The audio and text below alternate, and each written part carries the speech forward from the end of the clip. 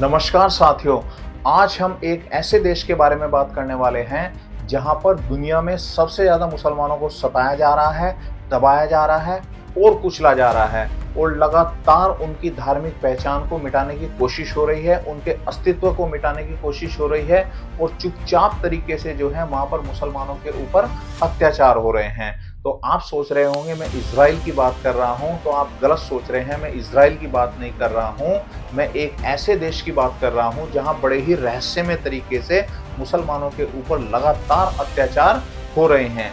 तो आज की वीडियो में हम इसी मुद्दे के ऊपर चर्चा करेंगे और जानने की कोशिश करेंगे कि मुसलमानों के ऊपर वहाँ पर लगातार अत्याचार क्यों हो रहे हैं। तो वीडियो के आखिर तक बने रहें, चैनल को सब्सक्राइब करें और वीडियो को ज़्यादा से ज़्यादा शेयर करें। तो चलिए आज की वीडियो को शुरू करते हैं। तो आज हम बात कर रहे हैं दुनिया में मुसलमानों को कौन सा एक वो ऐसा देश है जो लगातार उनको सता रहा है, उनके ऊपर अत्याचार कर रहा है और बड़े ही चुपचाप तरीके से जो है वो उनकी धार्मिक पहचान को बदलने की कोशिश कर रहा है। तो आज हम बात कर रहे हैं चीन की। तो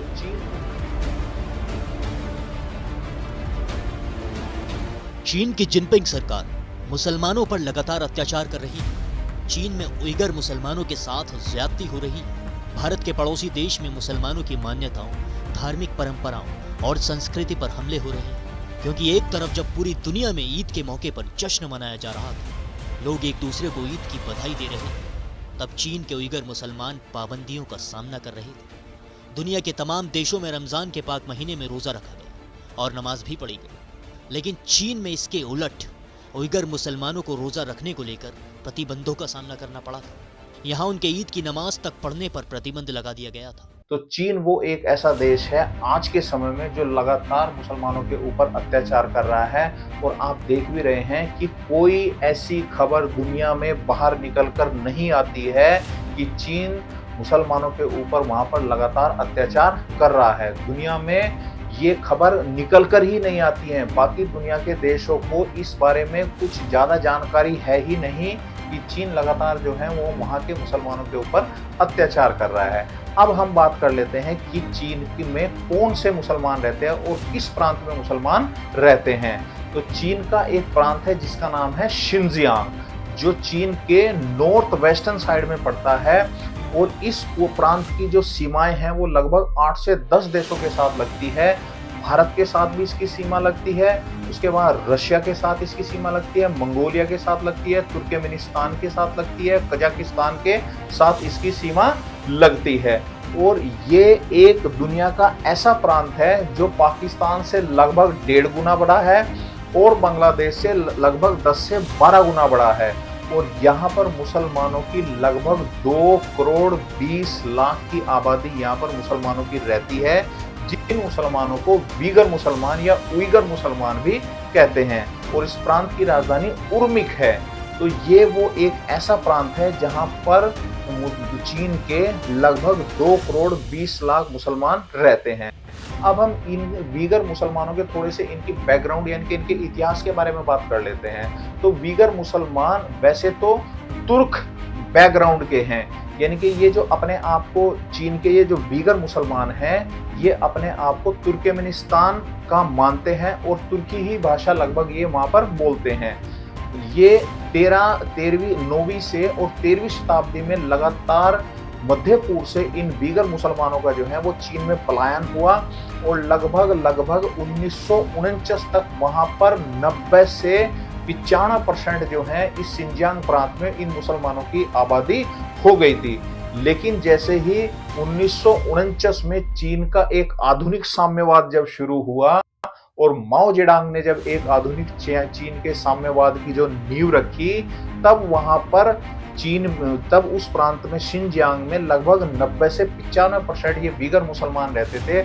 और चीन का एक दूसरा एथनिक ग्रुप है, यानी कि जैसे हम भारत में जाति करते हैं, हिंदू धर्म हम जैसे हिंदू कहते हैं, तो वहाँ पर चीन का जो दूसरा एक समुदाय है उसको हम हान समुदाय कहते हैं। और उसकी आबादी उस शिनजियांग प्रांत में 1949 में लगभग 5% वहाँ पर इस हान समुदाय की वहाँ पर आबादी थी और 90 से 95% जो थे वहाँ पर वीगर मुसलमान थे।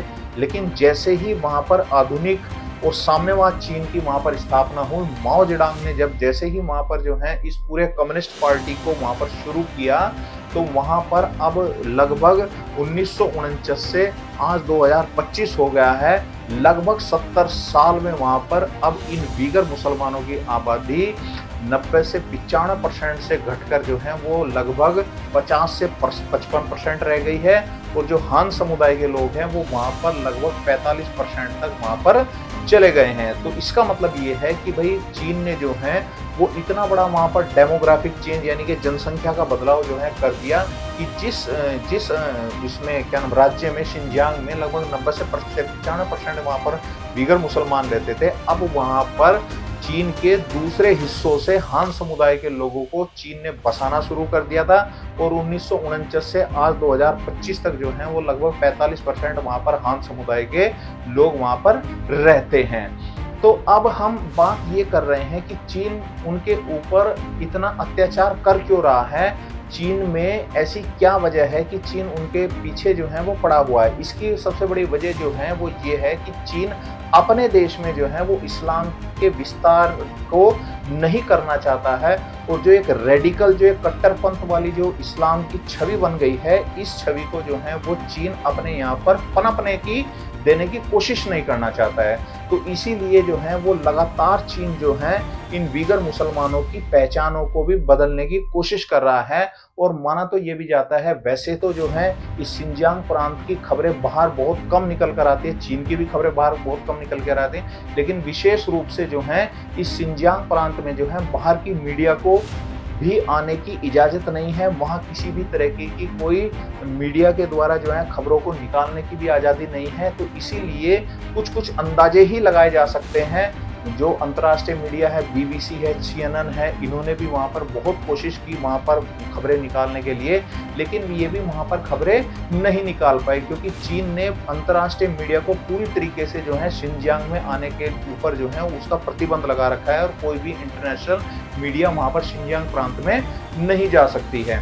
उसके बाद अब चीन ने वहाँ पर जो किया हुआ है इन मुस्लिम्स के साथ, वो ये किया हुआ है कि कोई भी वहाँ पर लगभग 60 साल और 65 साल से नीचे का कोई भी व्यक्ति जो है ना तो दाढ़ी रख सकता है, ना टोपी रख सकता है। महिलाओं को बुर्का लगाने पर पूरी तरीके से बैन है। मुसलमानों को वहाँ पर उनके त्यौहार मनाने पर पूरी तरीके से बैन है। तो ये इस तरीके के जो अत्याचार हैं ये वो लगातार चीन जो है इन वीगर मुसलमानों के ऊपर वहाँ पर कर रहा है। अब चीन इन वीगर मुसलमानों को देखिए, जो बीबीसी या CNN जो इंटरनेशनल मीडिया है और अमेरिका तक ने भी वहाँ पर सैटेलाइट के थ्रू जो है वहाँ की एक इमेजेस ली थी और इन इमेजेस से अमेरिका ने इस बात को कहा था कि चीन ने वहाँ पर कॉन्सेंट्रेशन कैंप्स जो हैं वो बनाकर रखे हुए हैं। कॉन्सेंट्रेशन कैंप्स का मतलब होता है जिनमें लोगों के ऊपर अत्याचार किए जाते हैं। और लगभग अमेरिका का दावा तो ये तक भी है कि वहाँ पर लगभग 10 से 20 लाख वीगर मुसलमानों को उन कॉन्सेंट्रेशन कैंप्स के अंदर रखा हुआ है। लेकिन चीन जो है वो हमेशा अंतर्राष्ट्रीय मीडिया के ऊपर यही बात कहता है कि वो कॉन्सेंट्रेशन कैंप्स नहीं है, वो री एजुकेशनल सेंटर्स हैं। यानी कि वहाँ पर जो है वो इन वीगर मुसलमानों को जो है री एजुकेट किया जाता है। वहाँ पर इनको जो है वो इनकी जो धार्मिक आस्थाएं हैं उनसे इन्हें बदलने की कोशिश हो रही है। चीन आखिर क्या रहा है इन वीगर मुसलमानों से? चीन ये चाह रहा है कि ये अपनी जो धार्मिक आस्था है या धार्मिक किताब है, जो धार्मिक रीति रिवाज है मुसलमान वहाँ के, उनको अपना इस्लामिक रीति रिवाज ये सब छोड़ के जो है वो हान समुदाय में ये कन्वर्ट हो जाएं। और चीन पूरी तरीके से पूरा जोर लगा रहा है कि ये वीगर मुसलमान किसी तरीके से वो हान समुदाय में वहाँ पर कन्वर्ट हो जाए। जैसे हम यहाँ पर भारत में कहते हैं कि भाई मुस्लिम से हिंदू हो गया और हिंदू से मुस्लिम हो गया, तो इसी तरीके से चीन की सरकार जो है वो ये चाह रही है कि भाई इन मुसलमानों को जो है वो हान समुदाय में इनको बदल दिया जाए। अब ये टर्निंग पॉइंट इनके ऊपर हो रहे अत्याचारों का आया कब? अब ये टर्निंग पॉइंट आता है 2009 में। 2009 में वहां पर एक आतंकवादी हमला हुआ।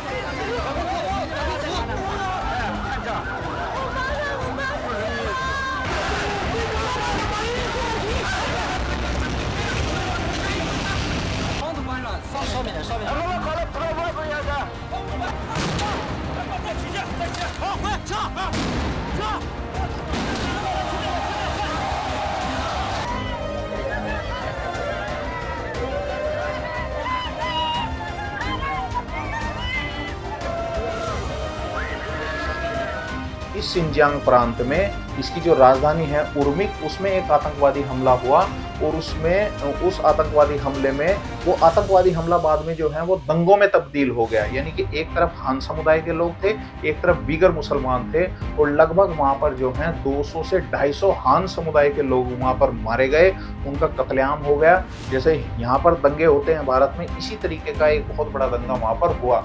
लेकिन 2009 के दंगे की सीख लेते हुए चीन ने वहां पर इतनी सख्ताई कर दी है कि चीन वहां पर एक एक जो मुसलमान बीगर मुसलमान हैं उनकी खबर रखता है। उसने उनका जो है AI डाटा बना लिया है और कोई भी एक वहां पर ऐसा कोई बीगर मुसलमान नहीं है जिनकी फोन कॉल्स रिकॉर्ड नहीं होती है और जिनकी जो है वो फोन जिनका सर्विलांस के ऊपर नहीं लगा हुआ है। और विशेष रूप से जो है बाहर की मीडिया को, तो इंटरनेशनल मीडिया को वहां पर जाने की इजाजत बिल्कुल भी नहीं है।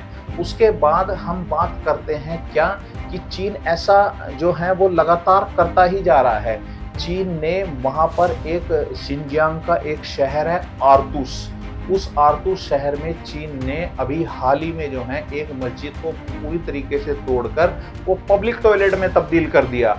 तो चीन ने मस्जिद को तोड़कर पब्लिक टॉयलेट में तब्दील करने से चीन का मतलब ये था कि चीन जो है वो ये दिखाना चाहता है कि भाई मैं कुछ भी कर सकता हूं और दूसरे देश जो हैं वो बिल्कुल भी इस चीज को रोक नहीं सकते हैं। उसके बाद जो है चीन ने वहां पर एक बहुत ही बड़ी दरगाह वहां मानी जाती है जिसको इमामी दरगाह कहते हैं शिनजांग में, और जिसका इतना महत्व मुस्लिम वहाँ के दीगर मुसलमान मानते हैं कि अगर उस दरगाह के ऊपर 3 बार वहाँ के दीगर मुसलमान चले जाएं तो ये माना जाता है कि एक बार वो हज करने के बराबर हो जाता है। तो चीन ने 2017 में वो दरगाह वहाँ पर मौजूद थी, लेकिन 2019 आते आते वहाँ पर चीन ने पूरी तरीके से जो है उस दरगाह का भी नामो निशान मिटा दिया है। और चीन जो है वो अब वहाँ पर पूरी तरीके से, क्योंकि ये जो शिनजियांग प्रांत है ये एक सूखा प्रदेश है, अब वहाँ पर पूरी तरीके से जो है वो दरगाह भी एक रेगिस्तान में तब्दील हो गई है। उसके बाद बात आती है कि भाई चीन को, जब चीन हम ये कह रहे हैं कि भाई चीन लगातार जो है वहाँ पर इन मुसलमानों के ऊपर अत्याचार कर रहा है, तो बाकी के दुनिया के जो देश हैं या बाकी के हम जो 56 देशों की बात कर रहे हैं जो मुस्लिम देश माने जाते हैं, और वो देश हैं जिनमें लगभग पूरी की पूरी मुस्लिम आबादी रहती है 56 देशों में, वो इन अत्याचारों को होते हुए देख भी रहे हैं। लेकिन उसके बाद जो है उनकी हिम्मत क्यों नहीं होती है कि वो इन अत्याचारों को रोक दें, इनके ऊपर कोई ना कोई एक्शन ले लें। तो इसमें सबसे बड़ी जो पहली बात आती है वो ये आती है कि जितने भी ये 52 या 56 मुस्लिम देश हैं ये चीन से डरते हैं, चीन की ताकत से डरते हैं, चीन की पावर से डरते हैं, चीन का जो एक आर्थिक साम्राज्य दुनिया में खड़ा हो गया है ये उससे डरते हैं। और इनको पता है कि ये जो कट्टरपन है ये बाहर तो चल सकता है, ISIS जो है वो बाहर बाकी दुनिया में तो चल सकती है, लेकिन इसको चीन में चलाना बड़ा ही मुश्किल काम है और बड़ी ही आत्महत्या करने जैसा ये काम है। तो इसीलिए जो कट्टरपन है ये बाकी दुनिया में तो चल रहा है, आतंकवाद भी बाकी दुनिया में चल रहा है। आपने देखा होगा कि भाई चीन में कभी आपने किसी आतंकवादी हमले की कोई आपने खबर नहीं सुनी होगी, कोई घटना नहीं सुनी होगी। तो ये जितने भी इस तरीके के ये देश हैं कट्टरपंथी भी जो हैं, ये अपने कट्टरपन को वहाँ चलाते हैं जहाँ इनका कट्टरपन चल सकता है। जैसे भारत में भी इनका कट्टरपन चल सकता है, लेकिन इनकी हिम्मत नहीं है कि ये जो चीन के अंदर इस कट्टरपन को चला सकें। पहली सबसे बड़ी वजह ये है। दूसरी वजह ये है कि इनको इस बात का पता है कि लगभग जितने भी ये खाड़ी देश हैं इनमें लगभग चीन दुनिया का एक अकेला देश है जो इन खाड़ी देशों से नंबर 1 एक मतलब चीन ऐसा देश है जो सबसे ज्यादा चीन इनका तेल को आयात करता है। तो इसीलिए इनको इस बात का पता है कि अगर हमने बोलने की कोशिश की तो चीन से आने वाला जो ये रुपया है जो तेल के बदले में मिलता है ये पूरी तरीके से खत्म हो जाएगा और चीन से हमारी आमदनी पूरी तरीके से होनी बंद हो जाएगी। तीसरी इसकी सबसे बड़ी वजह ये मानी जाती है कि चीन में जो है वो बहुत ही बड़े स्तर के ऊपर जो है वो आर्थिक विकास जो है वो चल रहा है। और चीन को इस बात का भी पता है कि अगर चीन ने जो है वो इन देशों की मदद करनी बंद कर दी तो इन देशों की जो है वो स्थिति बड़ी ही गंभीर हो जाएगी। अब चीन के पड़ोसी की ही हम बात कर लें, चीन के जो पड़ोसी यानी कि पाकिस्तान जो हैं पाकिस्तान में वहाँ के प्रधानमंत्री इमरान खान से जब एक बार पत्रकारों ने इस बात को लेकर सवाल पूछा कि शिनजांग में मुसलमानों के ऊपर हो रहे अत्याचारों के बारे में आप क्या कहेंगे, तो इमरान खान ने एकदम इस बात के ऊपर मना कर दिया था कि मैं वहाँ पर हो रही किसी भी अत्याचार की खबर के बारे में मुझे जानकारी नहीं है। तो क्यों जानकारी नहीं है? क्योंकि पता है इस बात का कि लगभग $4.5 अरब का निवेश जो है वो चीन ने पाकिस्तान के अंदर किया हुआ है।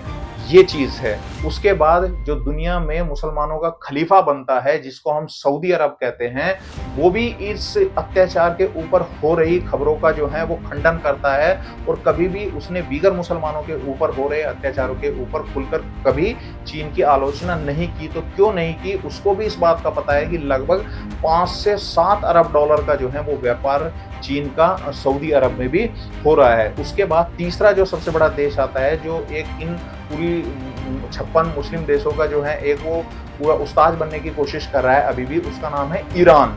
ईरान भी कुछ नहीं बोलता है।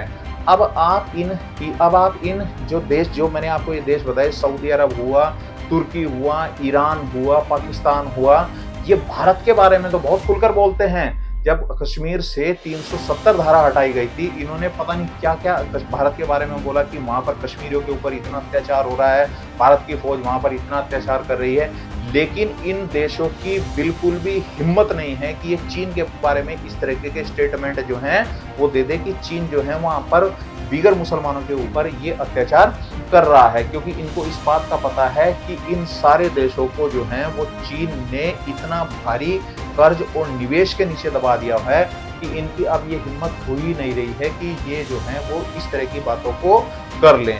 तो अब हम बात कर रहे हैं कि भाई चीन जो है वो इन दीगर मुसलमानों को जो है अब किस तरीके से इनको देखना चाह रहा है। चीन ये चाह रहा है कि ये दीगर मुसलमान जो हैं वो या तो अपने आप ही कन्वर्ट हो जाएं, या चीन जो है चीन ने शिनजांग प्रांत में जो है जो रिक्रिएशनल सेंटर्स हैं, यानी कि री एजुकेशन सेंटर हैं, जहाँ पर चीन जो है जबरदस्ती इनको जो है इनके ऊपर अत्याचार कर रहा है, इनको वहाँ पर जो है इनके नाखून तक निकाल दिए हैं, महिलाओं के साथ वहाँ पर बहुत ही बदसलूकी हो रही है। और खबरें तो यहाँ तक निकल कर आती हैं कि चीन ने जो ये जो कॉन्सेंट्रेशन कैंप्स हैं, इनमें से जो बूढ़े लोग हो जाते हैं, उन बूढ़े लोगों की अंगों की तस्करी भी हो रही है और उनके अंगों को निकालकर दूसरे देश में भेजा जा रहा है। तो इसीलिए जो है ये एक ऐसी परिस्थिति है कि इस परिस्थिति से दुनिया का कोई भी देश जो है वो उसको पता तो है, लेकिन वो बोलने की कोशिश ही नहीं कर रहा है। जितने भी ये 56 के 56 मुस्लिम देश हैं, इनको पता तो है कि ऐसा अत्याचार हो रहा है।